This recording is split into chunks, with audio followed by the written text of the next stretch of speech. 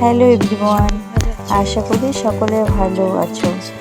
আমার ছোট্ট একটি channel cook with Kamala and লাইফস্টাইলে সকলকে স্বাগত জানিয়ে আজকের দিনের ছোট্ট একটি অংশ তোমাদের সাথে শেয়ার করতে চলে এসেছি। আজকে দেখাবো শীতের একটা অন্যতম সবজি সিম। আমাদের বাড়িতে অযত্নে বেড়ে ওঠা একটি সিম গাছে কিছু সিম হয়েছিল, কিছু বলতে প্রচুর হয়েছিল, কিন্তু পাখি পিঁপড়া সবাই খেয়ে যাচ্ছে। তাদের থেকে বাঁচিয়ে আমি কিছু এখান থেকে তুলে নিয়ে যাচ্ছি। আগে একদিন এসেছিলাম, সেদিন প্রচুর পরিমাণে হয়েছিল, কিন্তু আজকে এসে দেখছি বেশিরভাগটাই পিঁপড়া এবং পাখিতে নষ্ট করে দিয়েছে। তাই আজকে আমি যে কটা পাচ্ছি তুলে নিয়ে যাচ্ছি। আর এই সিম দিয়েই আজকে তোমাদের একটা সুন্দর রেসিপি করে দেখাবো। এখানে আমার সিমগুলি তোলা হয়ে গেছে, তো এখন আমি ঘরের দিকে চলে যাচ্ছি। যাওয়ার সময় চোখে পড়লো একটি সবজি। এটা তোমরা কি নামে চেনো আমাকে কমেন্ট করে নিশ্চয়ই জানাবে। তবে আমরা এটাকে ধুন্দুল বলে থাকি, আবার অনেকে তরুলও বলে। তো কে কী নামে এটাকে চেনো আমাকে কমেন্ট করে জানাবে। তো যেহেতু দেখলাম এটা কচি আছে, তো এটাকেও তুলে নিলাম। অন্য একদিন এরও একটি রেসিপি অবশ্যই তোমাদের সাথে শেয়ার করব। চলো, এখানে আমি ঘরে এসে সব সিমগুলি কেটে বেছে নিয়েছি। এখন রান্নাটা শুরু করছি।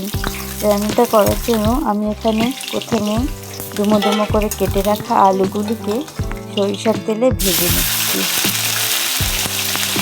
আলুগুলিকে ভালো মতো ভেজে নিয়ে উঠিয়ে রাখছি এবং সেই তেলেই সিমগুলিকেও ভেজে নিচ্ছি। আমার এই সিমগুলি যেহেতু সরু সরু এবং ছোটই ছিল, তার জন্য আমি এটাকে টুকরো করিনি, গোটাই রেখেছি। এখানে সামান্য লবণ দিয়ে আমি সিমগুলিকে হালকা ভেজে নিয়েছি। হালকা ভেজে সিমগুলিকেও তুলে রাখলাম। এখন তেলে দিয়ে দেবো আমি একটা তেজপাতা এবং সামান্য জিরে ফোড়ন। ফোড়নটা হয়ে গেলে দিয়ে দেবো কেটে রাখা পেঁয়াজ কুচি। পেঁয়াজ কুচিটা দিয়ে একটু লাল লাল করে ভেজে নেব এবং আগে থেকে আমি একটা মশলা বানিয়ে রেখেছিলাম, যাতে আছে কাঁচা লঙ্কা, আদা, 2-3 কোয়া রসুন এবং গোটা জিরে, যেটাকে পেস্ট করে রেখেছিলাম, এবং তার সাথে কিছু ঘরের মশলা হলুদ এবং লবণটা অ্যাড করে ভালো মতো তেল ছাড়া পর্যন্ত ভেজে নেব। যখন আমার মশলাটা ভালো মতো কষা হয়ে যাবে, তখন আমি এখানে পরিমাণ মতো জল দিয়ে ঝোলটাকে ফুটতে দেব। এখানে বেশি জল আমি ইউজ করব না। এখন জলটা ঢেকে দিয়ে ফুটতে দেব। যখন ঝোলটা ফুটে যাবে, তখন আমি কিছু চেরা কাঁচা লঙ্কা এবং ভেজে রাখা সবজিগুলি দিয়ে দেব। দিয়ে আবারও ঢেকে কিছুক্ষণ ফুটতে দেব।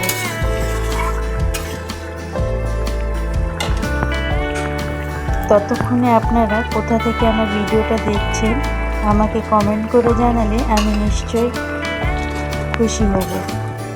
এখানে আমার সবজিটা মোটামুটি হয়ে এসেছে। এখন আমি এখানে 1 পিস মাছ কাটা বেছে, আর এখানে স্বাদটাকে ব্যালেন্স করার জন্য তাতে একটু দিয়েছি 7টা দ্বিগুণ চিনি, এবং তোমরা চাইলে জিরে গোটা মাছ এবং সবশেষে ধনেপাতা কুচি দিয়ে আমি সবজিটা নামিয়ে নিয়েছি। খেতে দারুণ হয়েছিল।